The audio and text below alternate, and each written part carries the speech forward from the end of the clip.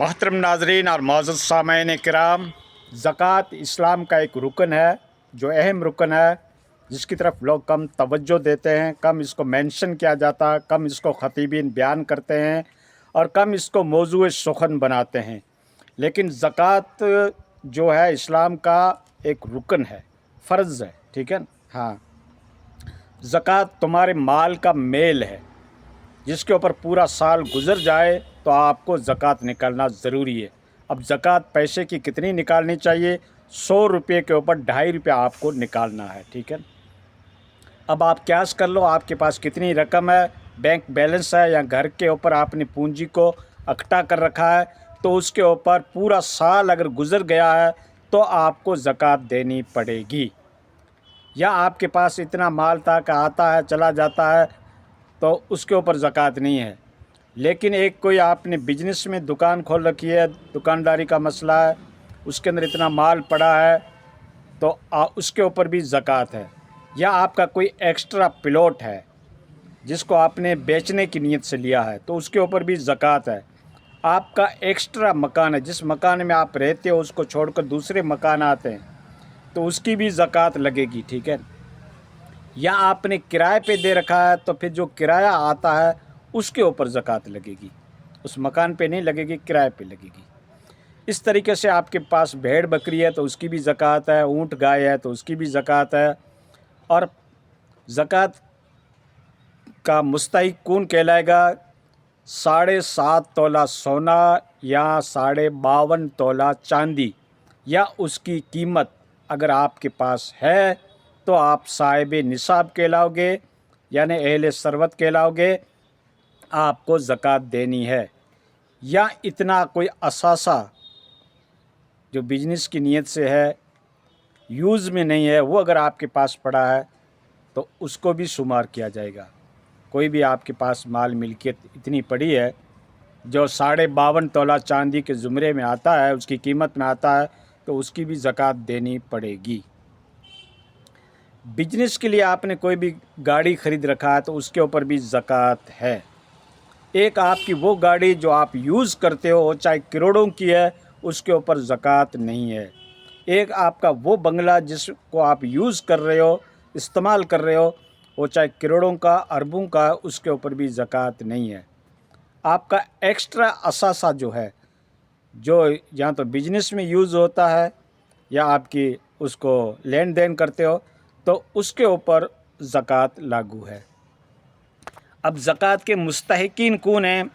مین تو ہے یتیم بچے، بیوہ عورت، یتیم، مسکین، غریب، غربا، محتاج، وہ لوگ مستحق ہیں۔ جس کے پاس یہ 52.5 تولہ چاندی کا ان کے پاس کوئی اثاثہ نہیں ہے تو وہ اس کے مستحق بنتے ہیں، زکوٰۃ کے زمرے میں آتے ہیں، آپ ان کو دے سکتے ہیں۔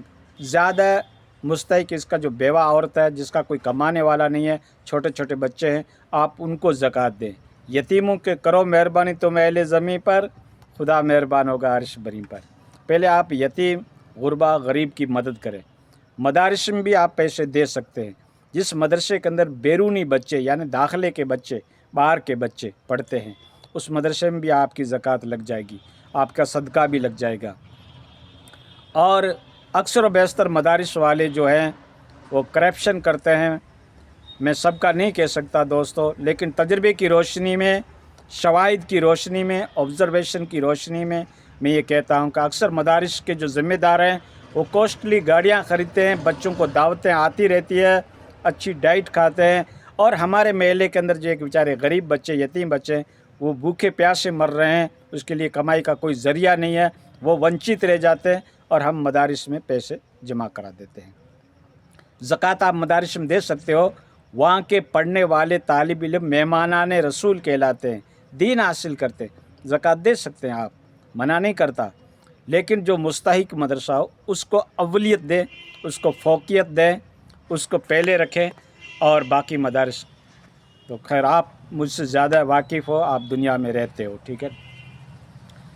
تو دوستو یہ ہے زکوٰۃ کے مسائل۔ پہلے زمانے کے اندر کیا تھا، اللہ کے نبی کے دور میں، خلفائے راشدین کے دور میں، صحابہ کرام کے دور کے اندر پورے زکوٰۃ کو ایک جگہ جمع کیا جاتا تھا، اس کا فنڈ بنایا جاتا تھا، پھر جو مستحقین ہوتے، اس کے یوگیہ ہوتے، اس کے لائق فائق ہوتے، انہی کو وہ زکوٰۃ جا کے دے دیتے تھے۔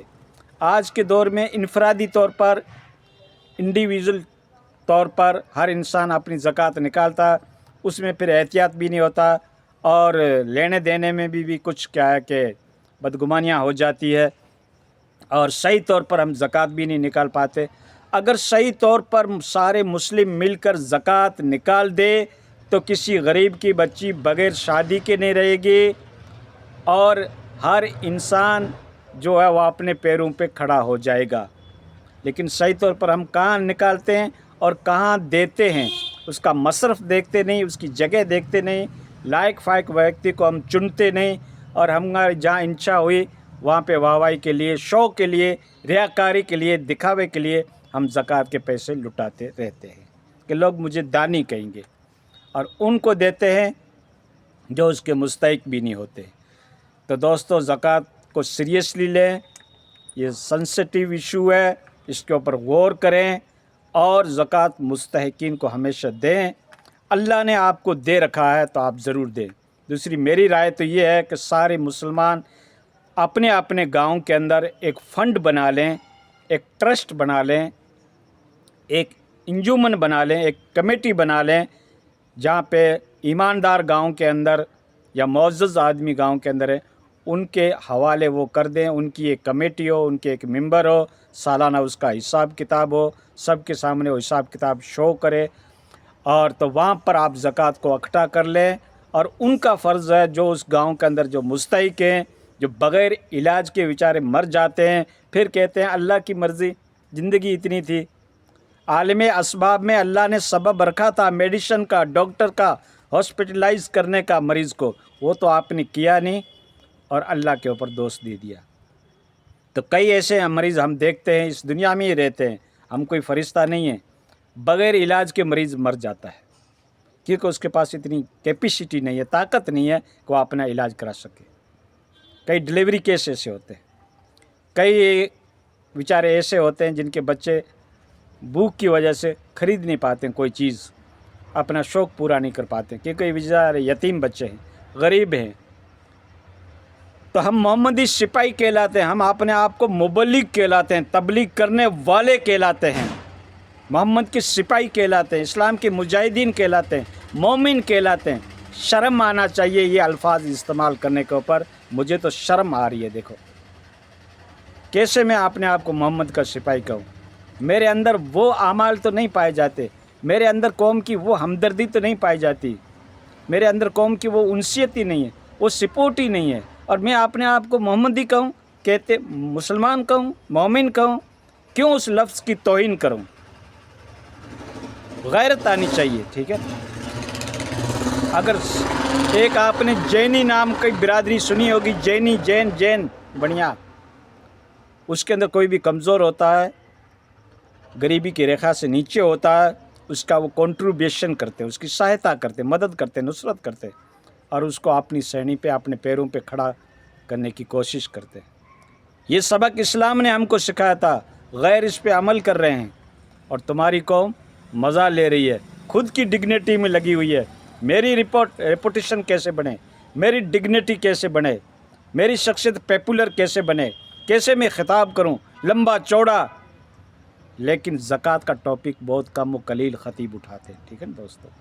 افسوس کے ساتھ کہنا پڑتا ہے، اسلام کا مین رکن جس سے کسی کی مدد کی جا سکتی ہے، کسی کی نصرت کی جا سکتی ہے، کسی کی دوا پانی کی جا سکتی ہے، کسی ایکسیڈنٹ کرنے والے کی ہم ہیلپ کر سکتے ہیں، کسی کا خون کی ضرورت پڑ گئی ہم اس کو خون دیں، فزیکلی طور پر ہم اس کی مدد کریں، اور مالی اعتبار سے بھی ہم اس کی مدد کریں، تب ہم سچے مومن کہلائیں گے۔ دوستو، شناختی کارڈ میں، آئیڈینٹی کارڈ میں، آدھار کارڈ میں تو مسلمان ہو سکتے ہو، لیکن مومن بننے میں بہت ٹائم لگتا ہے، موسیٰ بننے میں ٹائم لگتا ہے۔